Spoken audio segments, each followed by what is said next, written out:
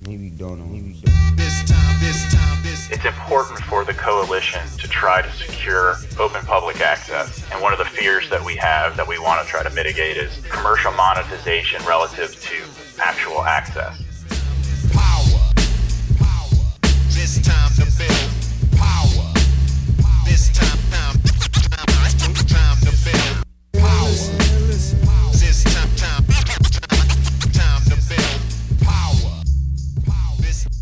What's up, everybody? I'm your host, Chris Hampton. Welcome to the Power Company Podcast, brought to you by PowerCompanyClimbing.com. I know things have been a little slow on this feed lately, and I have no excuses, but I do have a good reason. I've been working hard on Written in Stone, climbing's most important ascents. So if you haven't listened to that, right after this conversation, you should go do that. Check it out. Other updates I'll be giving you in the future, but I do want to just jump into this conversation. It's an important one. It's with Jereme Ransick. He is a friend of mine and the vice president of the Red River Gorge Climbers Coalition. And I wanted to talk with Jereme because just recently a new property in and around the Red River Gorge, a large property with a lot of potential climbing, has come up for bid. And the coalition is looking for help from us, the climbers. So I talked with Jereme about the history of the coalition, what it is the coalition does, and how in this situation and in general, we can help the coalition and other organizations make sure that we have access to our existing climbing as well as new climbing like this property that's up for bid. All right, let's get into it. It's time to build. Well, man, number one, I'm glad you're still getting out while doing this kind of work. I've known a lot of people in your position, and it's hard, almost invisible for a lot of the time work. So before we even start, I appreciate it, and I'm glad you're getting out and climbing. Thanks. I appreciate that. Can we just start with, what is the Red River Gorge Climbers Coalition? I think that especially new climbers may not know what these organizations are that are sort of, they've popped up all over the country at this point. And I'm sure more people understand it, but I bet there are a lot of people who don't. So tell me what the coalition is. Yeah, so the coalition has been around since 1996 and was formed really as an advocacy group. So back in the mid-90s, most of the climbing in Red River Gorge existed on Forest Service property. Yeah. And the U.S. Forest Service, when the sort of advent of sport climbing came about and the ability to sink bolts in the wall to create rock climbs that would otherwise be unclimbable, didn't really quite know how to handle that. And the speed with which that new rock climbing development was happening was something that the Forest Service had an issue with. So the coalition was founded to be an advocacy group. But over time, it became apparent that the way, at least in Red River Gorge area, to protect and secure climbing was going to be a little bit different than other parts of the country. Out west, it's more focused on working with land managers, property owners, the U.S. government, state entities. But in Red River Gorge, climbers found rock climbing on private property. And, when that happened, the focus of the coalition went from advocacy with the Forest Service to, how do we have advocacy with local landowners? And that turned into outright ownership eventually of property. So today's coalition still has that advocacy focus. So focusing on rock climbing advocacy and working with the U.S. Forest Service in the area primarily. But we now own 1,100 acres and 3 separate preserves that are dedicated to open public access for rock climbing and conservation of that property. Yeah, I think that's amazing. Especially, I was around when the coalition was founded, and I was a pretty vocal opponent to the coalition because I was a young idiot. And Shannon Stewart Smith, who was one of the founders, really approached me with patience, which she did not have to do. And I did not deserve at all. But she said, "Hey, can we meet at a crag? And I would love to walk you around and talk to you about, the problems the Forest Service has and these rules that we're trying to play within and what we can do about it." And for some reason, she thought I was intelligent enough to grasp it, and she walked me around and really changed my mind. Like in the space of an hour, she really brought me around to the idea that we need these coalitions, especially if we want rock climbing to continue. Like you said, as it was blowing up and sport climbing was exploding, it became this real issue for a lot of the landowners, whether those were government or private property. And back then in Kentucky, private property was a dangerous proposition to go on. So, so having a group like the Red River Gorge Climbers Coalition to speak with those landowners or those land managers and try to get something secured is a real win for the climbing community.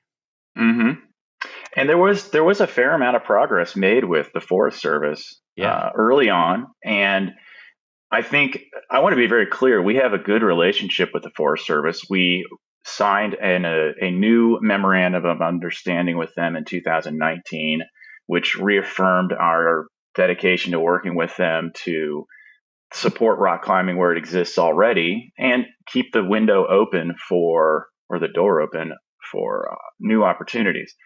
That said, they have a massive amount of responsibility for the property that they're managing, and it's going to be a slow process. So that is not something that we've abandoned, and it's something we've actually doubled down on, and if you will, with that newer memorandum of understanding. But it's a slow process, and we know that, and we know it's a challenge with the Forest Service. And again, this is nothing against them, but even things like employee turnover. We work with somebody for several years, they get a promotion, and now we need to reintroduce the new person in charge to who we are, why we're there, and what's important. So build a whole new relationship with them. Yeah, well, I live in Wyoming now. I've moved away from the red, and out here it's all, like you already alluded to, it's almost all BLM and Forest Service land, and pretty wide open land out here. It's totally different in the red and in the Southeast in general, because there are so many landowners that go back so far. It's hard to track down who owns what pieces of land. Talk to me a little bit about the sort of some of those challenges of all of this private property and how to navigate it. Yeah, that is, it's really interesting down there. I'm going to jump right into the weeds to give you an example, but if you were looking at a piece of property and trying to understand who owns it, even if you identified the landowner, the deeds that are written down there might be from a tree with an X scratched in it, along the cliff line to John Smith's farmhouse that doesn't exist anymore, to a P scratched in a boulder, so the idea of understanding property boundaries is really difficult.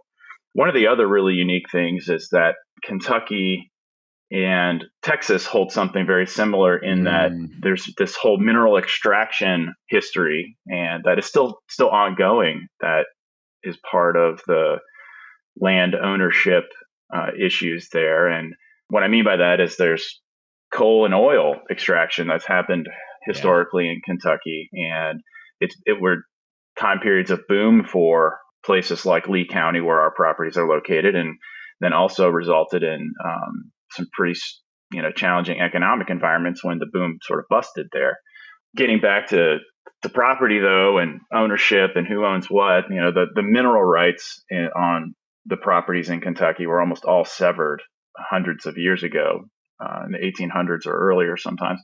And as a result, there's this competing interest between the surface owners and the mineral rights owners, and then the oil extraction or mineral extraction operations. And that has some original foundations for the coalition, because when climbers started looking south from the northern part of the gorge, where the U.S. Forest Service property was, onto some private properties, there were competing interests. There were landowners, surface owners, there were mineral rights owners, and then the oil operators, and rock climbers all of a sudden showing up, and mineral rights extractors, the oil companies wondering, well, who the heck are these rock climbers, and what are they doing here, and are they a threat, or are they, what's going on there? So that's some of the unique stuff in the Southeast. It's understanding who owns what, and then the separation of mineral rights versus surface rights, and the sort of trying to find some cohabitation with mineral rights extraction companies.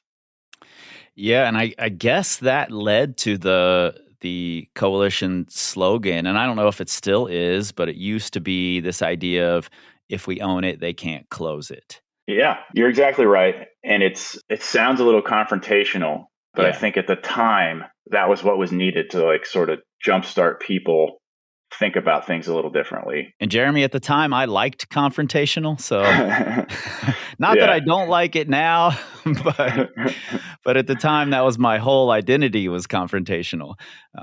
So I actually really appreciated that about the coalition. It was like, we're here to fight for you and your interests in this pool of interests where there's tourism and property owners and timber and oil and gas and all of these things competing. Mm-hmm. Mm-hmm. And I think we still feel that today. And, the coalition has made multiple land acquisitions. The first back in 2004 with what is called the Pendergrass Murray Recreational Preserve. But we didn't stop there. Interestingly, the original strategy with the coalition, which we're still following, was to try to secure permanent access to existing climbing. So wherever climbers had successfully been able to climb, let's go make sure we secure that. And that's still really important. And there are several crags locations that are on private property that haven't been permanently secured. We're working on those things and have been for years. But interesting, the coalition took an additional step in 2013 and actually bought property that was mostly undeveloped. Now, there were obviously some existing climbs there, but that was a new avenue. And that was the Miller Fork property. Yeah, exactly. Miller Fork Recreational Preserve. Again, there were some existing climbing, but not much. And a large amount of new climbing was developed as a result of that. And that was a big challenge, both from should the coalition do this to how do we do this? And mistakes were made along the way, but ultimately I think we have an amazing new climbing resource as a result of it's going to sound corny, but the bravery of the coalition at the time to take that kind of step, to buy something that was unproven. Yeah, totally. And I imagine there have to be other organizations involved in a lot of these things. So how are you taking the steps to purchase these properties? They aren't cheap. It's not something that you can just do a fundraiser and all of a sudden we have enough money to buy these properties that cost millions of dollars. So who else is coming in to help here? Well, from day one, the Access Fund has been there from the foundation of the coalition. Early conversations about advocacy with the Forest Service involved the Access Fund, and they provided both advice and financial support as we worked through working with the Forest Service. When the initial purchase of the Murray property happened, the coalition struggled for several years to come up with the funding to pay the Murray family, and we refinanced that purchase through the Access Fund's loan program. And that became a model for us. We did that for Miller Fork. We did that again for Bald Rock, which provides the access to the Mother Lode, Bear's Den, Chocolate Factory, some really, two of those being really, really world famous crags, if you will, at least on the sport climbing scene. So the Access Fund, number one, obviously we've already talked about the Forest Service, but we're obviously working with them. But beyond that, it's private landowners. I mean, the the coalition wouldn't have been able to have ongoing access to what is the PMRP if members of the coalition had not reached out to the Murray family and negotiated that access prior to the purchase. That reaching out to landowners is important. So they are partners, if you will, in all of this. When we look bigger than that, though, we're involved with the Beattyville and Lee County Tourism, Wolfe County Tourism boards, and making connections there. We've also worked with, folks like U.S. Fish and Wildlife Service, Kentucky Department of Fish and Wildlife Resources, Kentucky Natural Lands Trust has been a resource for us. And even working on some current projects, we've made some connections with the Nature Conservancy and the Conservation Fund. So we've been working with some pretty big nonprofits and public entities that are focused on preserving and conserving recreational and environmental conservation. So that's cool to hear that there are a bunch of conservation groups and including tourism groups getting involved in this sort of acquisition is the wrong word, but the trying to help climbers have a place to safely be able to go and climb, and this is where my confrontational leanings don't work, because I would never be able to partner with all of these other groups because they're going to look at my confrontational nature and be like, no, we're gonna step away from that guy. Unlike what Shannon did back in the day when she said, maybe I can talk to this idiot and bring him around. So I think it's really fantastic that all these groups are able to work together to try to make these things happen. Yeah, and if you think about part of our mission statement is securing open public access to climbing, but conservation of the environment on the lands where we climb, that's an important part of what we do too. Sure.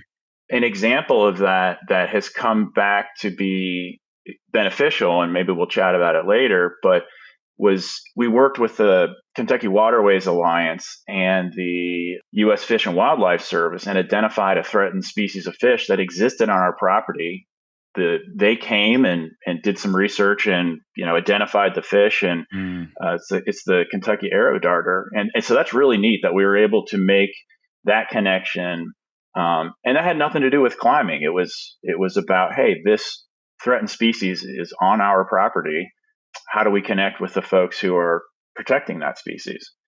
So it's beyond just climbing access. It's also saying, hey, let's recognize that we need to conserve the environment where we're climbing. And I want to make one quick distinction on that. And for us, there's a little bit of a distinction between preservation and conservation. It's really hard to preserve something and for humans to exist there. Right. So I think the recipe that works is this idea of conservation versus just preservation. Preservation is hard if humans are ever going to just be on the land, but conservation is something we can work towards and make work.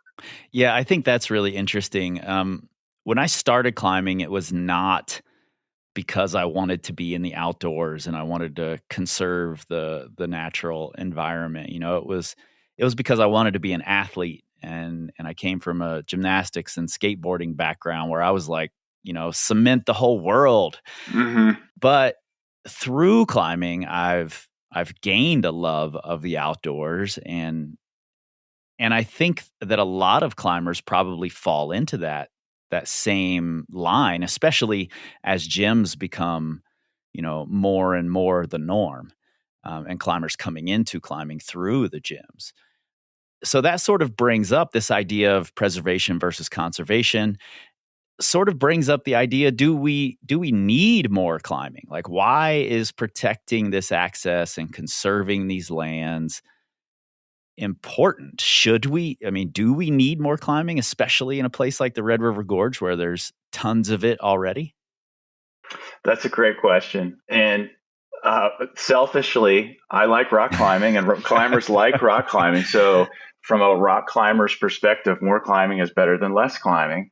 But from the bigger picture, and your real question is like, why should we be trying to expand the footprint of climbing? And I think there's a couple of reasons. Climbing really has grown, and it's growing rapidly. I mean, the amount of people coming from gyms right now, the exposure because of the Olympics that climbing has gotten has really led to a really large number of people coming out and climbing. And any given weekend, we can have overcrowding issues at the crags and Red River Gorge. So adding additional climbing certainly would disperse folks, could result in potentially lower overuse issues. I think part of it also, too, is if you go back to our mission statement, open public access, in our mind, that means free. Yeah. We're never going to charge for access to our property. And as climbing develops, dollar signs are popping up around climbing. And it's important for the coalition to try to secure open public access. And one of the fears that we have that we want to try to mitigate is commercial monetization relative to actual access. I don't have blinders on. I realize that some development has to happen, whether that's cabins or infrastructure and things like that. That's just what will happen. But I don't want to see, and the coalition doesn't want to see, pay to play, pay to climb kind of things happening. Right. So that's another big reason. I'll also say, as someone who was climbing in the red in the early to mid 90s, all the way into the 2010s, there's certainly the areas that the coalition has purchased, the pieces of that initially I would have thought, I don't want those things. I want climbing to feel a little more wild.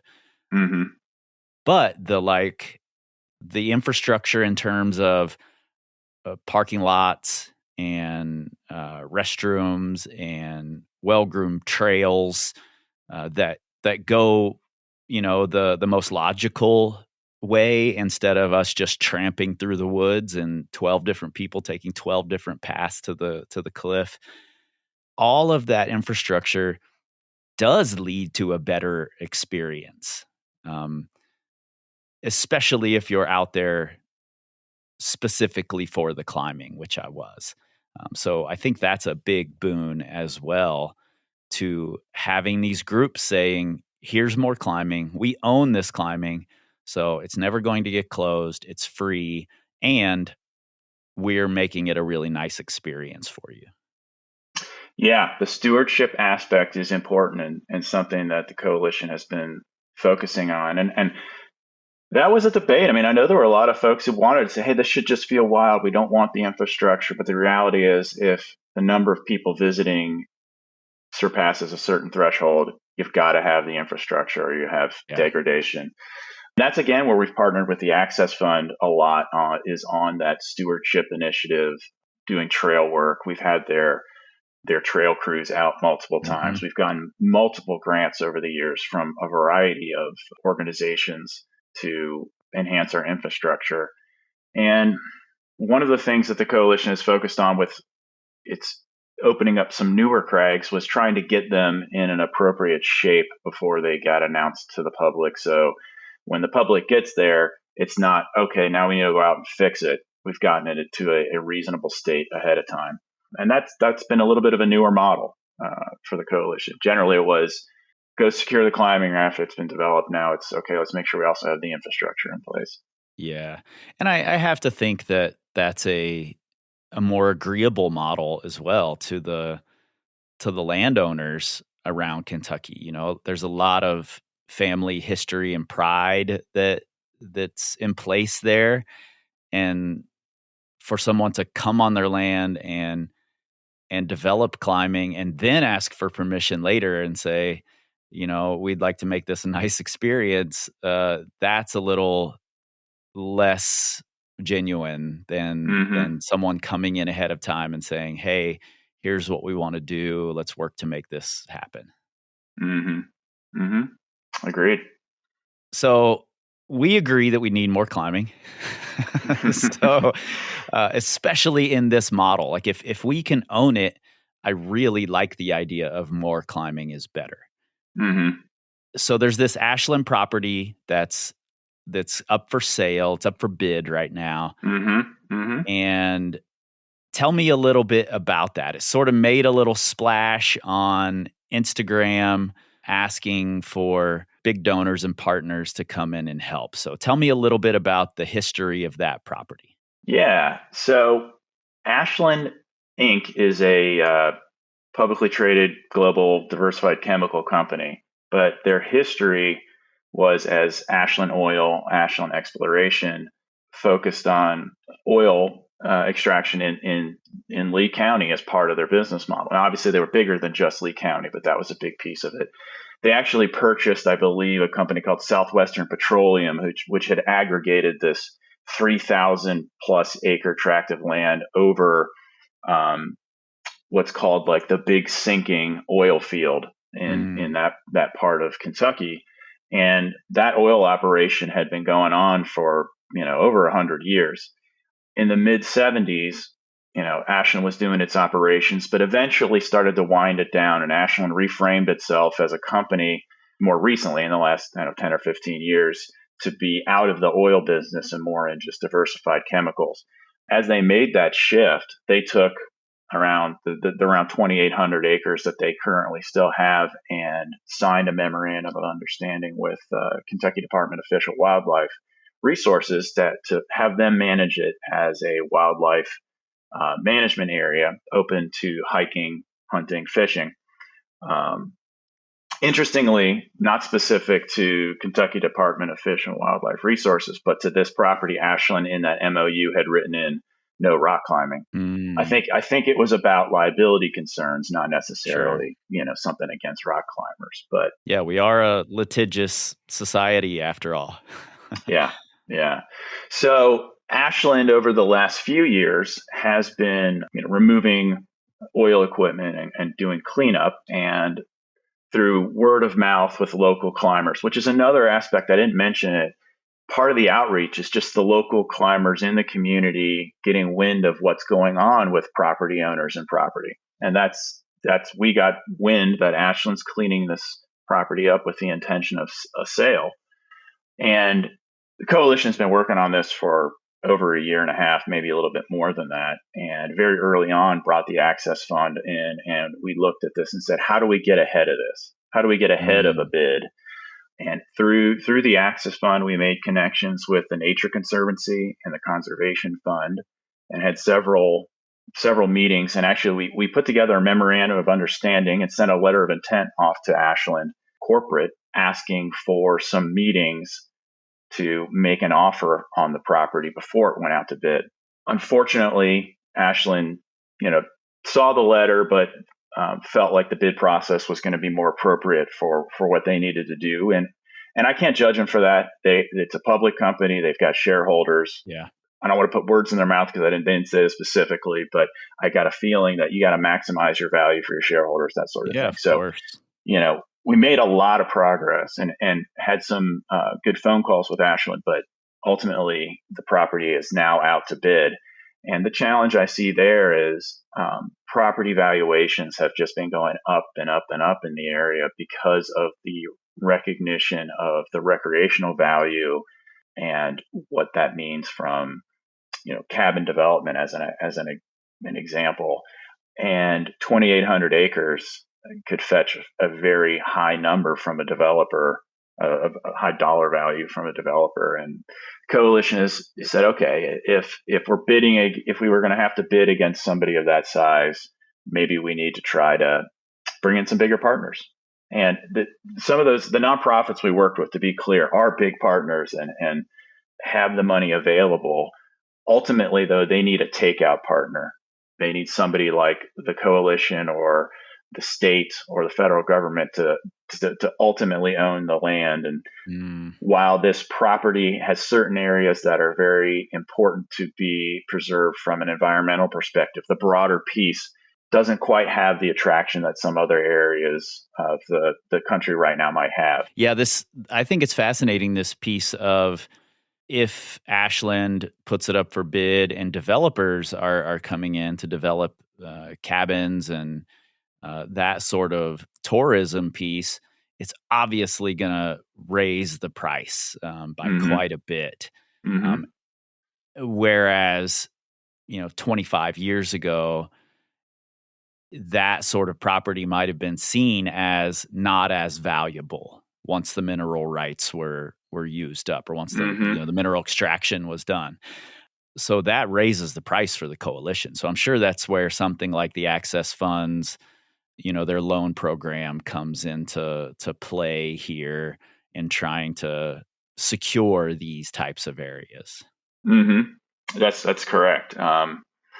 We've looked at, so if we look at this, we're going to work to try to make a bid for the entire property. Sure. And the only way we can do that is with partners. So I don't want to be like, hey, this has to be quote preserved. I'll go back to the idea of conservation. How do we, if development's going to happen, how do we do it in a way that is congruent with the environment as opposed to abusive or something else? So the coalition is going to work to make a bid with some partners. We've already got a few people lined up, but we're interested in anybody who might be willing to participate in respectful or responsible development as it fits in with the environment. We're also going to make bids and have already made a bid for specific tracts. So we know where the best climbing and some environmental resources need to be protected. And we're going to make bids on our own for that. And you're going to say, okay, well, how are you coming up with funds for that?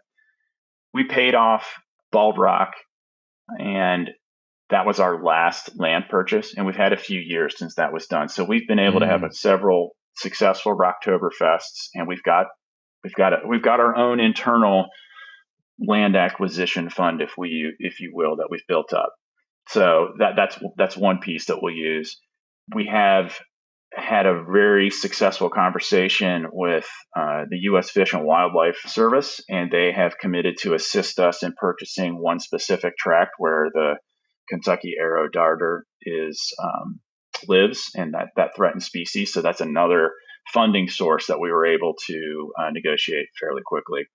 From this call to action that we've had, as well as just other interested parties, we have several private individuals who have offered low interest loans to the coalition of pretty sizable amounts. And that's the first time that's happened. Wow. And I think that's really neat to me to see. It's sort of the evolution of climbing. Back in the 70s, 80s, 90s, climbers were dirtbags, and there were a lot of young climbers. And some of those climbers went on to have a real career and make money. And they're looking back fondly on what rock climbing meant to them or still means to them, and are putting their money where their mouth is on some of that stuff, which is not something that was possible when climbing was in its infancy. So we have climbers who quote made it, if you will, who are willing to give back. So that's another source. And the Access Fund loan program is something that we'll look to utilize. I think one of the issue we've got, Chris, with this is we can make as many bids as we want, but Ashland has to say yes. Right. And how do we get them to say yes? And if I were in Ashland's shoes and I look at the situation, am I going to want to carve off out of 2,800 acres? Let's say there's 30 individual parcels with these deeds that are written poorly, if you will. Do they want to deal with that? Yeah, or do they want to sell to one entity and let them, deal with that? So I think that's where we're looking for additional partners or folks who would be interested in helping us make this large bid. And we're open to responsible developers.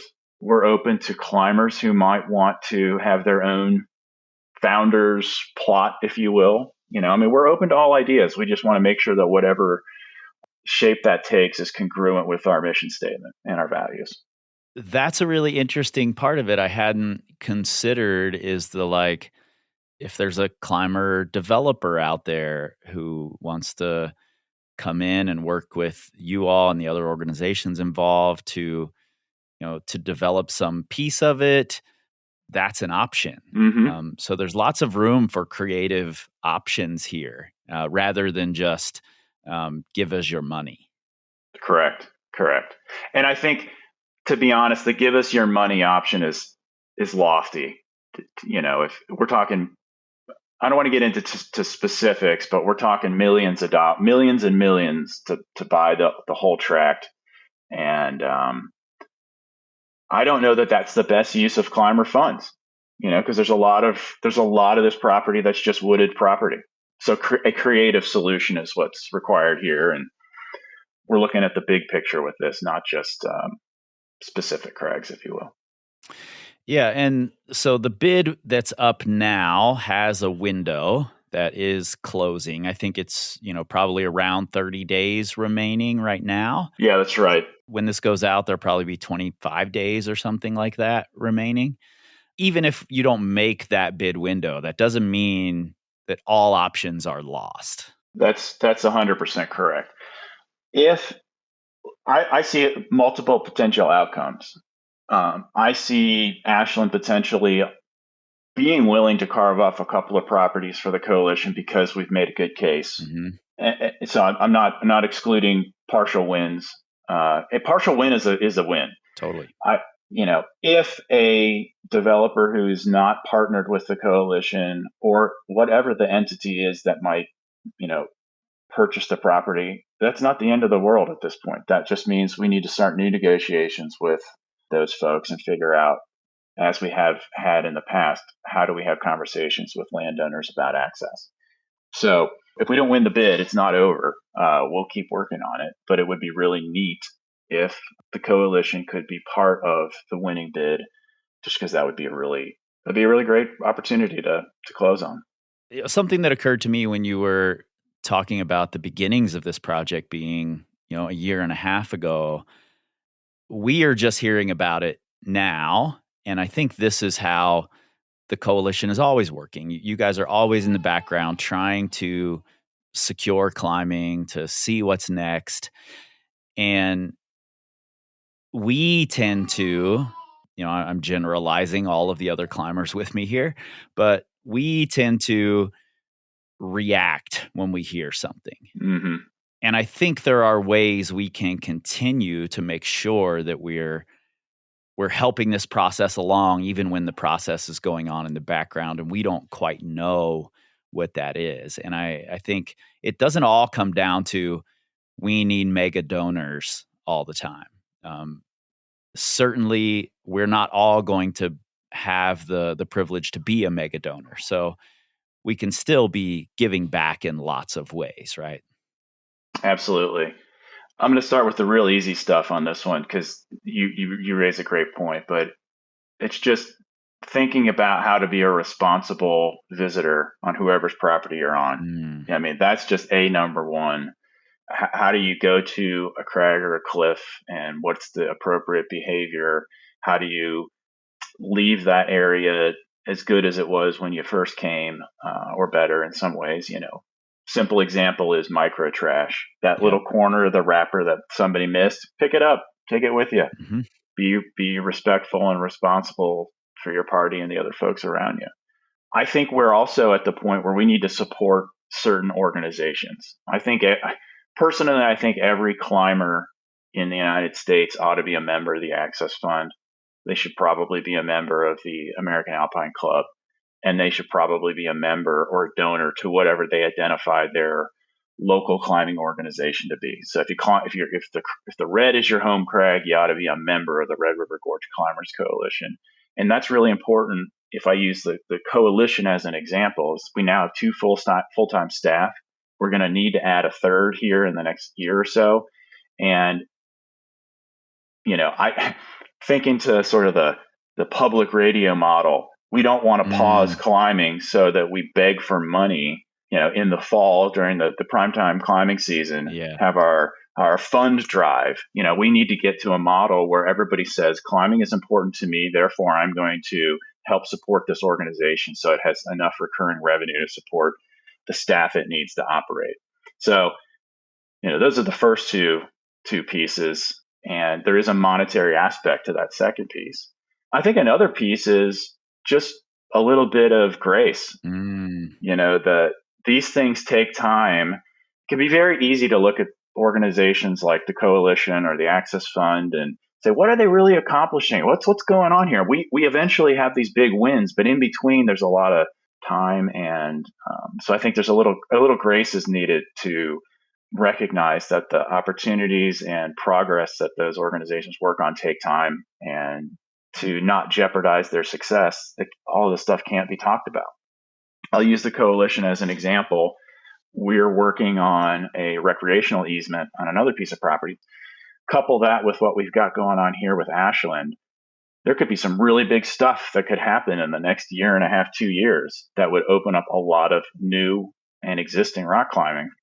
The challenge with all of that is none of that is set in stone. None of that's done. And until it actually happens, we risk it not happening. So maybe the third part there is a little bit of grace.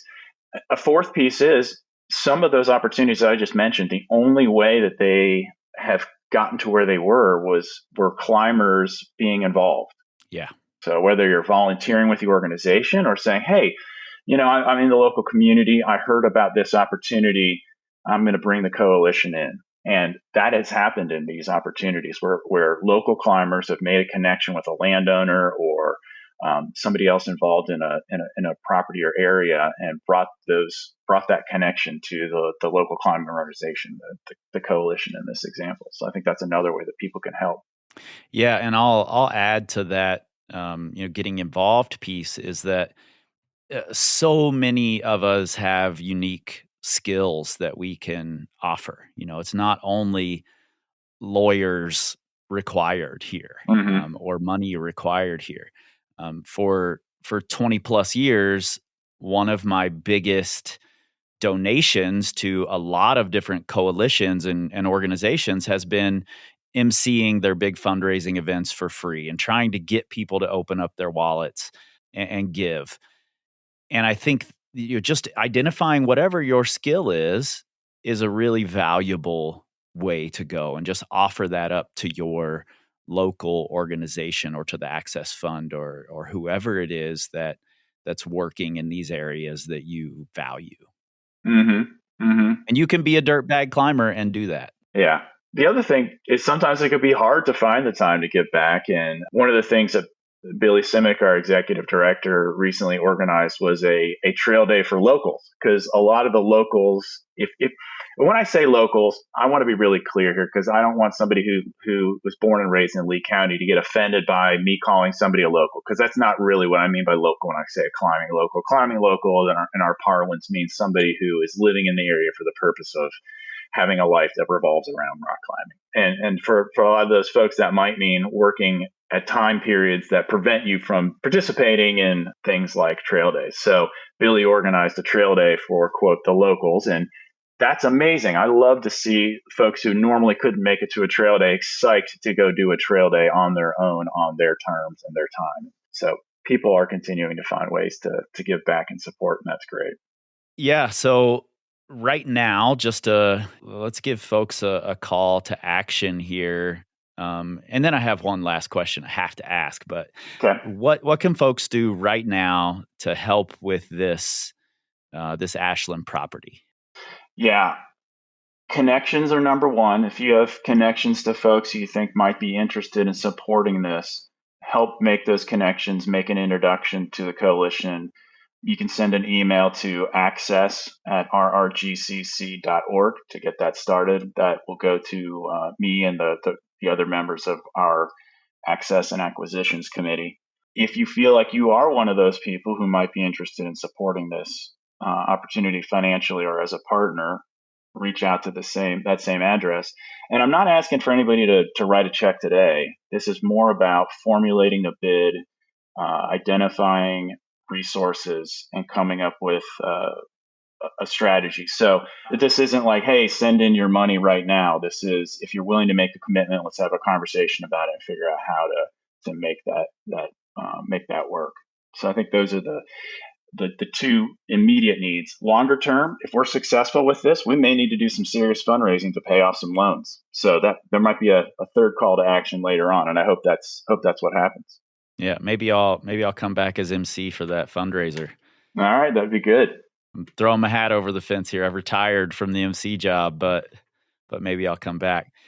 Last question from me, because I've walked a lot of cliffline in the Red and surrounding areas. I've spent a lot of time in those woods. There's a big part of my heart out there. What's out there in this property? I kind of need to know, Jereme. Oh, that's a great question. Well, there is one portion of the property that abuts the Miller Fork. And this is not going to be a surprise, and it's not something that the coalition condones. Climbers get out there and put up routes even when they're not supposed to be out there. So there's some existing climbing on some of Ashland's property that connects to our current property. And that is something that we ought to try to secure, that aligns with our mission statement of securing existing climbing. There's also a ton of cliffline off of Cave Fork Road. So that's the other side of the PMRP. The PMRP is generally localized around Bald Rock Fork Road. The other side of that is Cave Fork Road, and there's a lot of cliffline there. And there are some existing routes, not condoning their development, but they've happened. But there's opportunity for a lot of additional climbing there. The opportunity here is a mix of what has happened in the past. It'd be similar to the PMRP purchase because there's some existing climbing, but it would also be similar to Miller Fork because there's opportunity for a lot more. And it's diverse. There's the opportunity for fun, easy routes, and there's some next level stuff there too. I have not seen, quote, another mother lode, and I think there's a reason the mother lode is the mother lode. Yeah, for sure.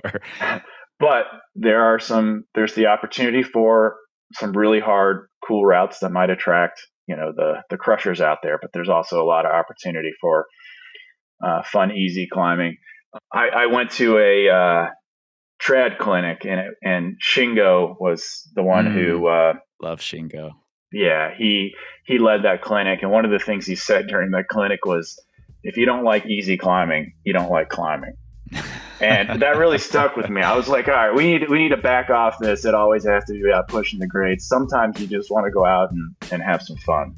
Yeah, absolutely. I totally agree with that. Shingo is a wise soul there. And, I think it's worth mentioning here before we wrap this up, I've traveled all over the world to climb, certainly all over the U.S. to climb, and opening an area like the Pendergrass Murray or the Miller Fork, those little satellite areas in the Red River Gorge are as large as some people's entire climbing universe. Mm-hmm. So that's not a small undertaking. It's not a small thing for the community to have. That's a big win if something like that is able to be secured for climbing, for access to climbing. So I think it's a really amazing thing that you all are doing. I'm glad they have somebody like you up there in the ranks, because like I said, I was a big opponent of this sort of thing back in the day. Shannon talked to me with patience, and then I think that sort of ethos has sort of continued in not only the Red River Gorge Climbers Coalition, but in all the other coalitions I've worked with. There are people there who understand that this is a much bigger undertaking than a lot of us looking in from the outside understand. Mm-hmm. So I'm glad you're there. I'm glad the coalition is there, and thank you. I appreciate it. You're welcome, and I won't be here to keep this flame lit. So other folks are going to have to step up over time, and we'll be looking for those next folks sometime soon. Well, Jereme, man, I appreciate it. I'm glad we got to catch up a little bit, and we'll get this out there, and hopefully we can reach some folks who can help. All right, sounds good. Thanks, Chris. Really appreciate it. You heard the man. Access at rrgcc.org. You can also find that link right there in your show notes. If you want to send Jereme a message, if you have someone else that you can connect with the coalition, or if you just have ideas, hit them up. All right, I'm not going to linger here. Too many things to do, episodes to write for Written in Stone. And there are some changes coming around here, probably in the new year, but I'll give you updates on that very, very soon. Until then, you can find us at powercompanyclimbing.com, where we have training plans, courses, products to help you become a better climber. learn, grow, excel. Maybe you don't know. This time to fix. This time to fix. This time to fix. This time to fix. This time to fix. This time to fix.